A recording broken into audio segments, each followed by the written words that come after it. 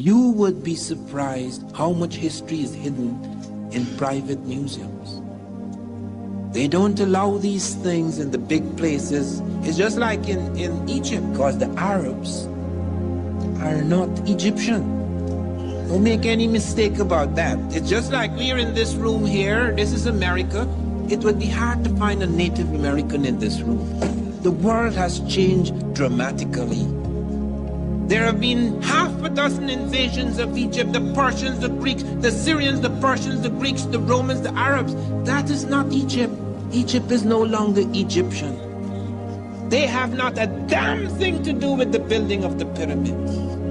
We now have hard proof, very hard proof, that Egypt was African when the pyramids were built. There is no question about it. This is not guesswork. This is not theory. We found the skeletons in the ancient graves.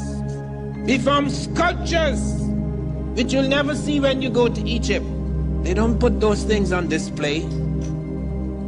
But now we have the hard proof. And I'll deal with that later when we come to deal with the Egyptian section of this lecture.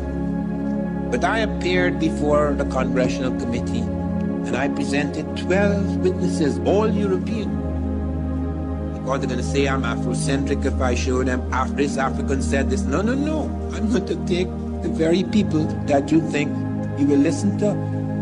Columbus is the first person. I said, that's how I began. I'm not the first person to suggest there were Africans in America before Columbus. Christopher Columbus is the first person to say that.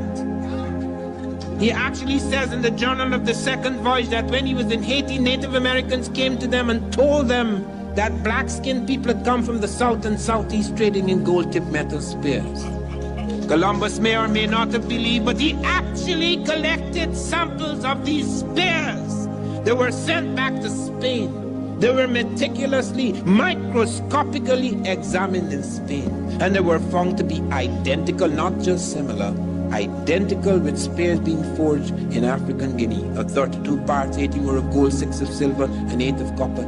Not only were they identical metallurgical, the words the Africans were using for these spears were the words the Americans were using. African word for gold, Ghana. That's why it's called Ghana. Gold Empire, the Golden Empire.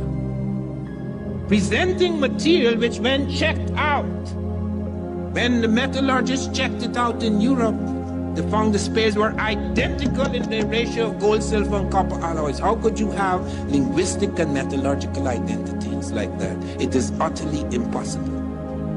Not only that, I then went beyond that. I not just showed Columbus. Ferdinand wrote a book about his father. He said, my father told me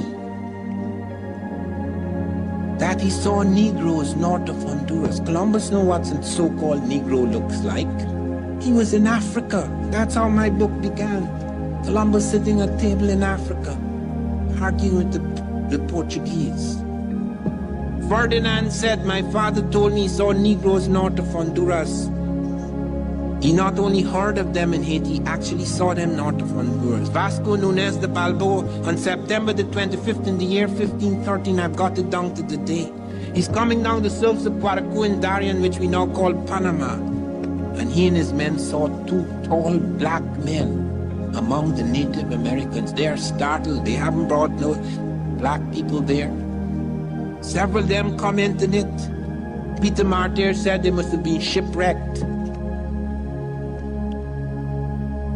Then he also said they were Ethiopians. Well, Ethiopians, the word Ethiopian is not used for people of Ethiopia. The reason why Ethiopia gets that name, Ethiops means burnt skin. People of burnt skin would generally call them Ethiopians. So it's now referring to Ethiopia. Peter Martyr said they must have been shipwrecks.